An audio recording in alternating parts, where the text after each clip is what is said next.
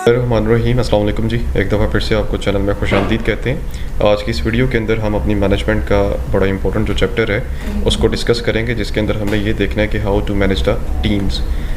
इस चैप्टर के अंदर टीम्स वाला जो टॉपिक है वो पेपर पॉइंट ऑफ व्यू से बड़ा इंपॉर्टेंट है। टीम्स को डिस्कस करने के साथ साथ हमने यहाँ पे ग्रुप्स को भी देखना है कि sir what is the basic difference between teams and groups.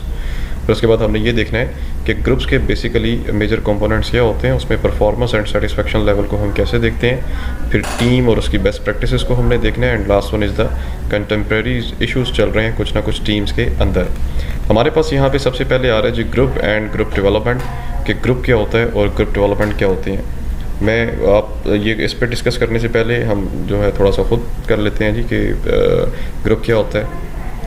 आपका क्या कहना है जी ग्रुप के बारे में, कोई बताए ज़रा, सोचें थोड़ा सा कि ग्रुप क्या होता है। ग्रुप बेसिकली स्टूडेंट डिफरेंट किस्म के ये कह लें कि ऑब्जेक्टिव्स को ख़त्म करने के लिए डिफरेंट ग्रुप्स होते हैं। जैसे आप नाम सुनते हैं जी, एशिया ग्रुप लिमिटेड कंपनी है जी, हबीब ग्रुप लिमिटेड कंपनी है, मुस्लिम कमर्शियल बैंक लिमिटेड कंपनी है, यानी ये इसके बाद आगा ग्रुप चल रहा है जी। तो ये बेसिकली ग्रुप्स क्या होते हैं, ग्रुप इसीलिए बनाए जाते हैं ताकि वो स्पेसिफिक गोल को क्या कर सकें, अचीव कर सकें। डेफिनेशन के पॉइंट ऑफ व्यू से हम यहाँ पे देखते हैं कि ग्रुप को उसने कैसे एक्सप्लेन किया हुआ। वो कहते हैं a group is defined as a two or more interacting and independent individual who come together to achieve the specific goals. Group जो है वो दो या दो से ज़्यादा इंडिविजुअल्स हैं जो इंटरेक्ट होते हैं, जो कि क्या करते हैं, स्पेसिफिक गोल को अचीव करने के लिए बनाए जाते हैं या क्रिएट होते हैं। हमारे पास यहाँ पे ग्रुप्स जो हैं फॉर्मल ग्रुप भी होते हैं और इनफॉर्मल ग्रुप भी होते हैं। हमारे जो formal group and informal group, formal group ये वो वाले ग्रुप होते हैं जो क्या करते हैं कि ऑर्गेनाइजेशन के स्ट्रक्चर के अकॉर्डिंग और उसके डिज़ाइन के मुताबिक काम कर रहे होते हैं, जिनको स्पेसिफिक टास्क असाइन किया जाता है। और इनफॉर्मल ग्रुप वो वाले ग्रुप होते हैं जो कि सोशल ग्रुप्स होते हैं। ये जो है खुद ब खुद ही किसी भी ऑर्गेनाइजेशन के वर्क प्लेस के अंदर बन जाते हैं। जैसे कोई एक डिपार्टमेंट बना हुआ है, वहाँ पे आपने नए लोगों को लाकर बिठा दिया है, तो वो जब काम आपस में करते जाएंगे तो इकट्ठे होकर मिल जाएंगे, यानी कि एक नेचुरल एक जो ताल्लुक होता है उनका बन जाता है और वो ग्रुप की शक्ल में बैठ के फिर काम कर रहे होते हैं। वो इनफॉर्मल ग्रुप होते हैं, यानी उनको ऊपर से डायरेक्शन नहीं मिली होती कि आपने ग्रुप की शक्ल में काम करना है। लेकिन फॉर्मल के अंदर क्या होता है कि बाकायदा तौर पर आपको डायरेक्शन गिवन की होती है। स्टेजेस ऑफ ग्रुप डेवलपमेंट की बात कर रहे हैं कि जब भी हमारे ग्रुप बनते हैं तो उसकी क्या क्या स्टेजेस होती हैं। वेरी इंपॉर्टेंट क्वेश्चन जी, पेपर में ये एक दो दफ़ा आया भी हुआ है। अब वो ये कहता है जी इसमें एक आपका फॉर्मिंग स्टेज है, storming, norming, performing and adjourning stage है। ये बेसिकली 5 स्टेजेस हैं जिसके अंदर क्या होता है कि ग्रुप हमारे डेवलप होते हैं। फॉर्मिंग स्टेजेस सबसे पहले मैं यहाँ पे डायग्राम से आपको बताऊँगा।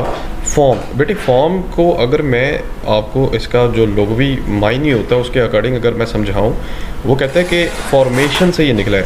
फॉर्मेशन बेसिकली किसको कहते हैं, बुनियाद को कहते हैं। कि जब भी हम किसी ग्रुप की बुनियाद रखते हैं तो यहाँ पे हर एक का किबला अलहदा होता है, हर एक अपने आप को समझ रहा होता है कि मैं उससे बेहतर हूँ, या मेरी अपनी एक ईगो है, या मैं मेरे अंदर ये लीडरशिप स्किल्स हैं, ETC। ये पहली स्टेज होती है जिसमें जब किसी भी ऑर्गेनाइजेशन के अंदर न्यू एम्प्लॉयज़ आते हैं तो वो आपस में आकर जब बैठते हैं तो हर एक की अपनी अपनी थॉट्स होती हैं, अपने अपने एटीट्यूड के अकॉर्डिंग जैसे क्लास में नए नए बच्चे आते हैं तो अपने अपने एटीट्यूड के अकॉर्डिंग बैठते हैं वो। इसकी दूसरी स्टेज आती है जिसको हम कहते हैं स्टॉर्म्स। स्टॉर्म में बेसिकली क्या होता है कि जैसे एक तूफ़ान आया होता है, यानी ग्रुप्स के दरमियान कन्फ्लिक्ट होता है, मिसअंडरस्टैंडिंग्स होती हैं।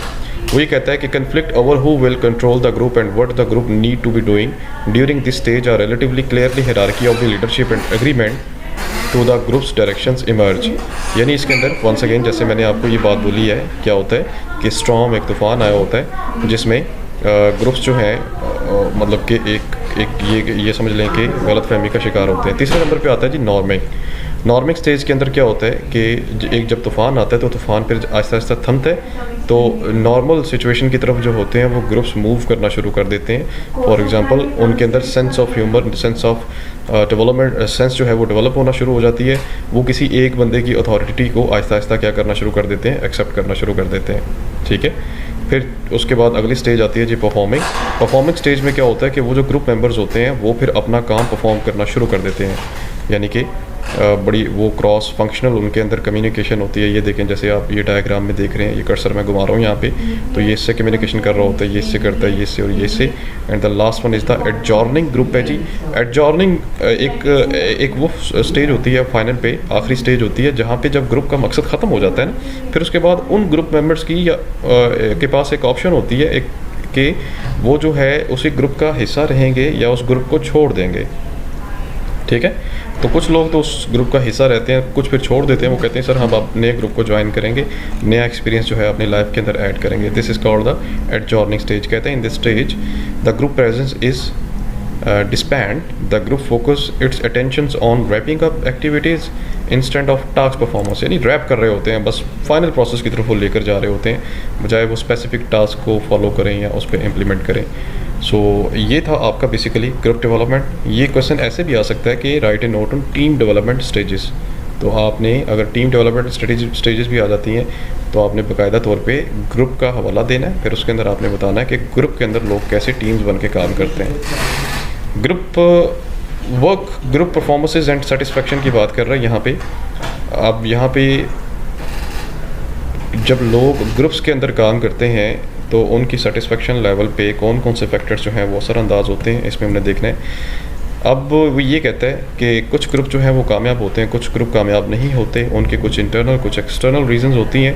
याद रखिएगा कि इंटरनल रीजंस जो हैं उसके अंदर इंटरनल मामलात आ जाते हैं और एक्सटर्नल जो कंडीशंस होती हैं उसके अंदर एक्सटर्नल कुछ मामलात आते हैं जो कि ग्रुप की परफॉर्मेंस को क्या कर रहे होते हैं, अफेक्ट कर रहे होते हैं। वो ये कहता है कि working groups are affected by the external conditions imposed on such as the organizational strategy, authority relationship, formal rules and regulations, availability of resources, employee selection criteria, performance management system, culture, उसके बाद journal, physical layout, group work space. यानी ये वो चीज़ें हैं जो organisation के अंदर किसी भी ग्रुप की स्पेसिफिक परफॉर्मेंस को क्या कर सकते हैं, अफेक्ट कर सकते हैं, उस पर अपना एक असर और रसूख रखते हैं।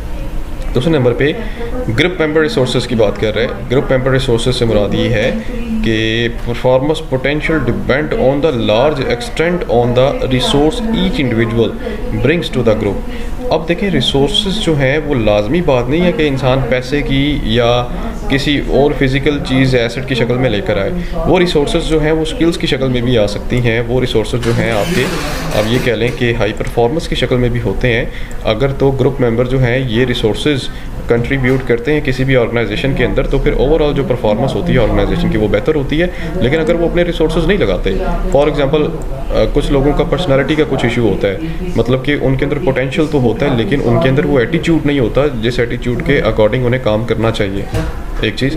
दूसरी चीज़ ये कि कुछ लोगों के अंदर जैसे कम्युनिकेशन नहीं होती अपना मैसेज डिलीवर करने के लिए, तो वो ये कहता है इसके अंदर कि अपना अगर वो एक कहावत भी है ना कि एक वो बंदा जिसके पास कम्युनिकेशन नहीं है, कम्युनिकेशन स्किल्स नहीं है, तो उसके पास इल्म का अगर ज़ख़ीरा है तो उसकी मिसाल ऐसे है कि एक सोने के साथ भरा हुआ संदूक है लेकिन उसकी चाबी गुम हो गई है।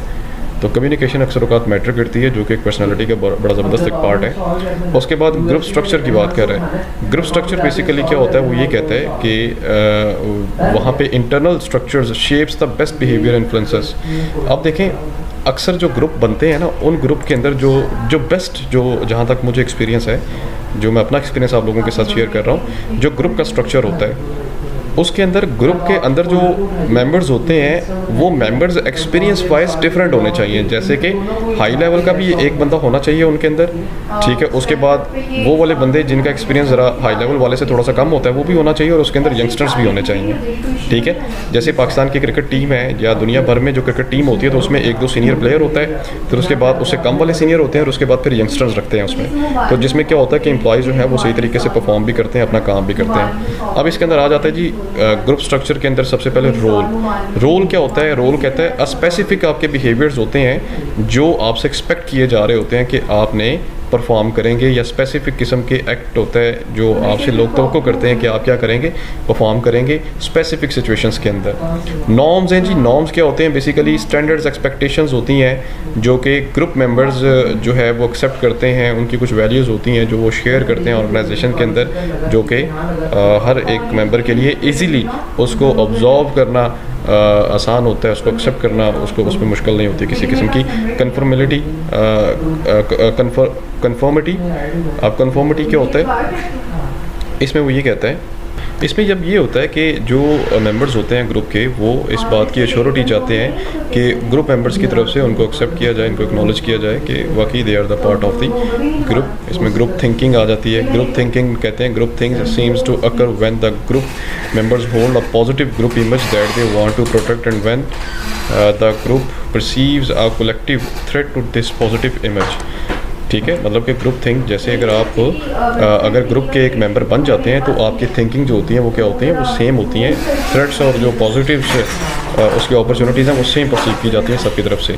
उसके बाद next one is the status system की बात कर रहा है। वो ये कहता है status system are the important factor in understanding the group. Status is a prestige grading positive or rank within the group. देखें जी, हर स्टेटस जैसे होता है कि आप जो है ग्रुप मेंबर को स्टेटस क्या देते हैं, क्या आपने उसको क्लर्क का स्टेटस देना है, मैनेजर का स्टेटस देना है या बीएम का स्टेटस देना है। तो जो भी आप स्टेटस दें किसी भी ग्रुप मेंबर को, तो आप उस स्टेटस के अकॉर्डिंग उसको डील भी करें, ये ना हो कि आप उसको डीमोरलाइज करें। उसके बाद वो कहते हैं ग्रुप साइज़ की बात कर रहे हैं कि ग्रुप का साइज़ कितना होता है उनकी क्वांटिटी के हवाले से। ग्रुप साइज़ स्टूडेंट हमेशा डिपेंड करता है कि आपके गोल के ऊपर, आपके टास्क के ऊपर। जितना आपका टास्क बड़ा है या जितने ज़्यादा उसमें ईयर्स इन्वॉल्व हैं, तो आप उस साइज़ जो है वो उतना बड़ा रखते हैं। जितना आपका टास्क जो है वो छोटा है या उसमें कम कॉम्प्लेक्सिटी है, तो आप ग्रुप का साइज़ उतना ही कम रखते हैं। इसमें कुछ सोशल लॉफिंग आ रहा है जी, इसमें कंसेप्ट्स आ रहे हैं। इसमें कंसेप्ट ये आता है कि ग्रुप साइज़ के अंदर के एम्प्लॉयज़ को कम एफर्ट करनी पड़ती है कि जब वो ग्रुप की शक्ल में काम कर रहे होते हैं। अब ये सोशल लॉफिंग में ये बात आ जाती है और ग्रुप साइज़ के साथ ये चीज़ कंसर्न करती है।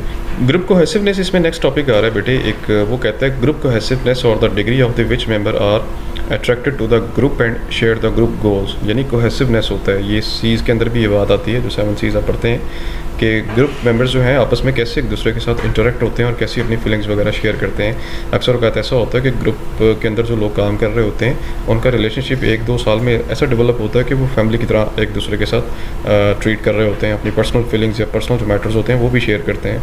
तो उसके साथ फिर क्या होता है कि बॉन्डिंग जो होती है अपने गोल के साथ, अपने काम के साथ, वो इंसान की इसमें इंक्रीज़ हो जाती है। उसके बाद next one is the group processes की बात कर रहे हैं कि नेक्स्ट जो आपका जो आ रहा है इसमें फैक्टर है वो है प्रोसेसेस। अब प्रोसेसेस के अंदर आपने क्या डिटरमिन करना होता है कि ग्रुप की जो परफॉर्मेंसेस होती हैं वो और उसका जो सेटिस्फेक्शन लेवल होता है वो। अब उसको हम यहाँ से क्या कर सकते हैं, इजीली उसको मैच कर सकते हैं अपने प्रोसेसेस को इस डायग्राम के थ्रू। अब थोड़ा सा अगर हम आगे चलते हैं तो इस डायग्राम की तरफ अगर हम देखें तो यहाँ पे हमारे पास ग्रुप प्रोसेसेस से रिलेटेड ये यानी जिसके अंदर group cohesiveness and group productivity है वो एक डायग्राम है। उस डायग्राम में हम कंपैरिजन करेंगे चीज़ों का कि कैसे कोहेसिवनेस की वजह से प्रोडक्टिविटी में इजाफा होता है। अगर आप ये हॉरिजॉन्टल लाइन पे देखें तो यहाँ पे लिखा हुआ है कोहेसिवनेस, और अगर आप नीचे वर्टिकल लाइन पे देखें तो यहाँ पे लिखा हुआ है alignment of the group and organizational goals. इसमें कोहेसिवनेस से जी सबसे पहले कहते हैं स्ट्रॉन्ग इंक्रीज़ इन प्रोडक्टिविटी। अगर ये हाई है तो कोहेसिवनेस अगर हाई है और यहाँ से आपकी जो ऑर्गेनाइजेशनल गोल्स हैं वो भी आपके फिर हाई होंगे। तो अगर आपकी ये दोनों चीज़ें हाई लेवल पे जा रही हैं तो अल्टीमेटली आपकी ऑर्गेनाइजेशन की जो परफॉर्मेंस है वो भी क्या होगी, हाई होगी। उसके बाद कहता है लो, अगर आपकी कोहेसिवनेस लो है लेकिन आपकी अलाइनमेंट बड़ी हाई है तो आपकी मॉडरेट इंक्रीज़ इन प्रोडक्टिविटी है कि मतलब कि उसमें मॉडरेट लेवल पे इजाफा होता है। यानी इजाफा तो होता है लेकिन उसमें मतलब कि थ्रेट्स कुछ इंक्लूड होते हैं। फिर इसी तरह अगर आपकी कोहेसिवनेस अगर हाई है लेकिन आपकी ऑर्गेनाइजेशनल गोल्स लो हैं तो फिर आपकी प्रोडक्टिविटी में कमी आती है। फिर उसके बाद आता है यहाँ पे अगर आपकी कोहेसिवनेस लो है और अगर आपके गोल्स भी लो हैं तो फिर आपकी no significant efforts in the productivity efforts जो हैं वो आपकी शामिल यहाँ पे नहीं होती।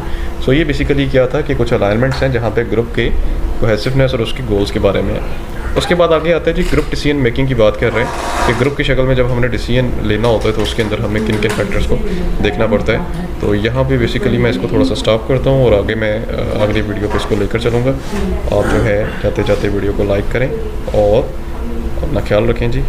अल्लाह हाफिज़।